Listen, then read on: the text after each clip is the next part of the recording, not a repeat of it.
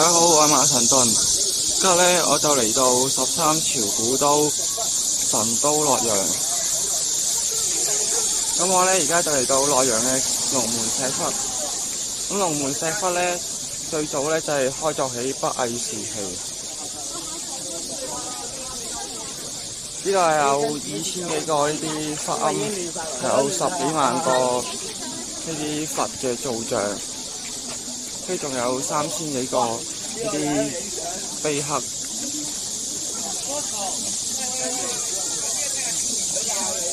咁呢度嘅工程呢啲佛像嗰啲咧，最主要咧就係開鑿喺呢個北魏同埋唐朝嘅時候咧。咁而家大家望到嘅呢條河咧，就係叫做伊水河。呢邊咧就係香山，就係白居易住喺呢度嘅。我而家已經見到龍門呢度啦。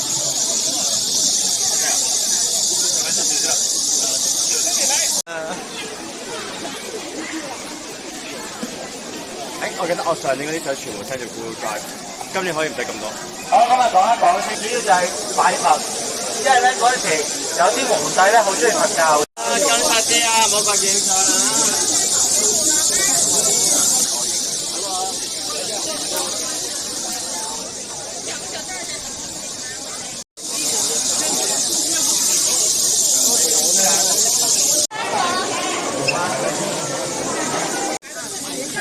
呢一啲咧就係佛龕啦。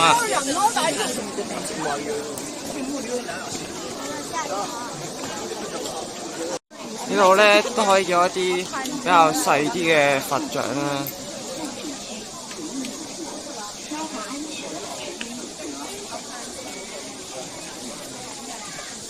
見到啲風化都係幾嚴重嘅，有啲咧就冇咗個頭。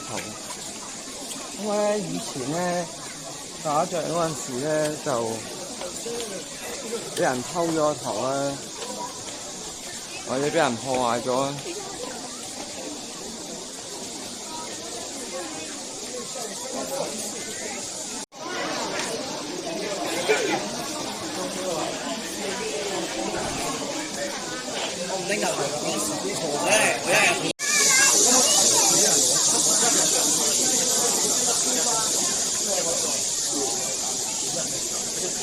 還要加這個雞很多打，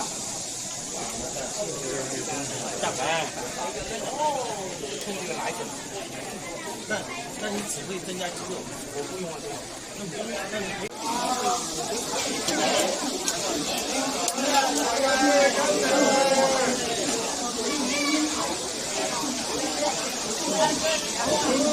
都話，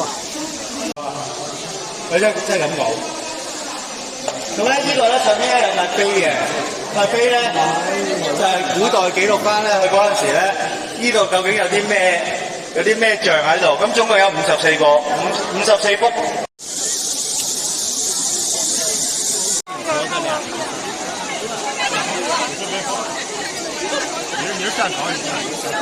咁我而家眼前嘅一個咧就係盧舍那大佛啦。咁盧舍那大佛咧就係用武則天嚟做原型去整嘅。咁相傳當年武則天捐咗1年嘅資本錢去起呢一個盧舍那大佛。咁啊盧舍那大佛特別之處咧，就係佢對眼咧唔係用石雕刻嘅，而係用一個琉璃鑲入去嘅。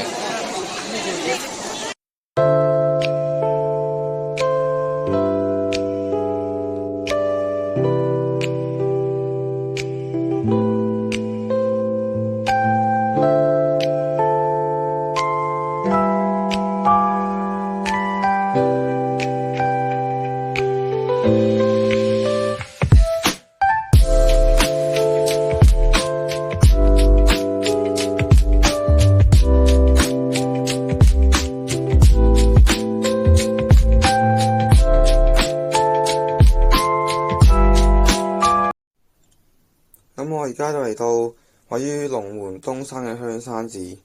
咁一入到嚟有係賣嘢地方。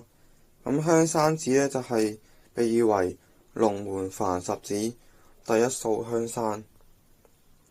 咁當時白居易亦都出咗60-70萬貫出嚟修葺個香山寺呢個地方。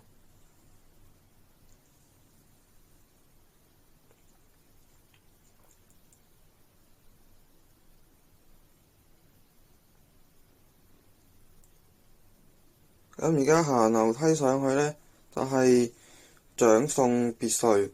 蔣宋別墅呢，就係1936年為蔣介石慶祝50歲而起嘅。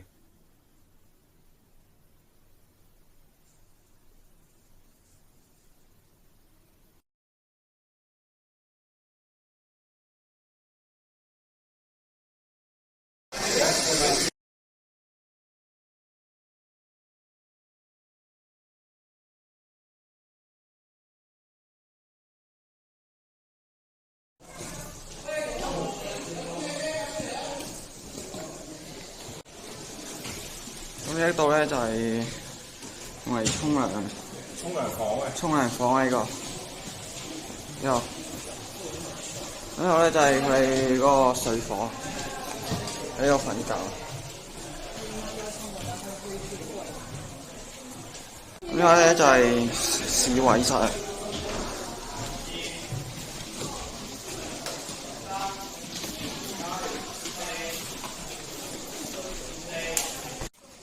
九老堂，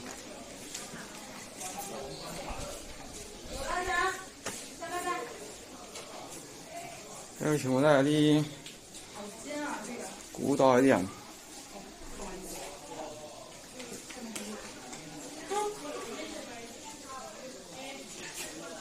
呢就係白居易。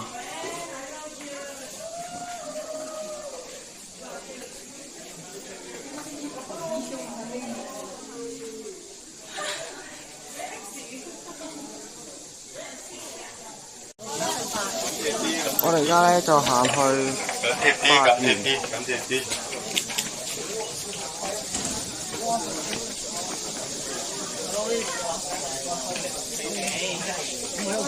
咁八元呢度咧就係咧白居易咧退隱咗之後咧，佢就嚟咗呢一度住啦。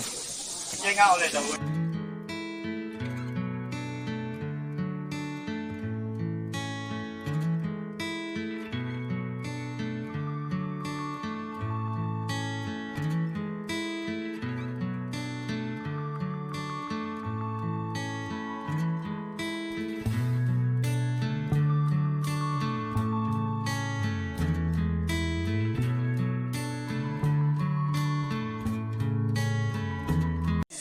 成個白居易墓園嘅導覽圖就喺呢度。你後面嗰日咧，嗰陣嘢都。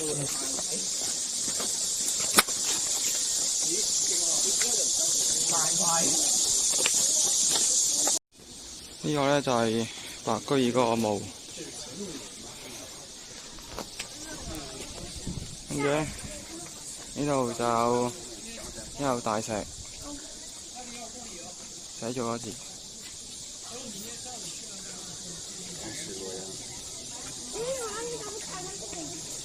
每個字分開嚟睇咧就睇得明，但係撈埋一齊睇咧就唔知佢寫乜。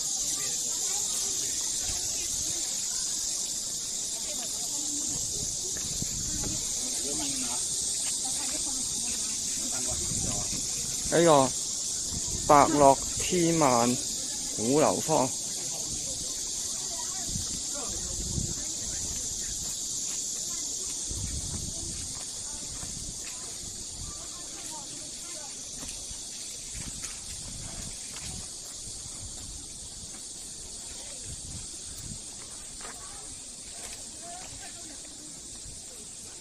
今日條片就嚟到呢度啦，我哋下條片再見。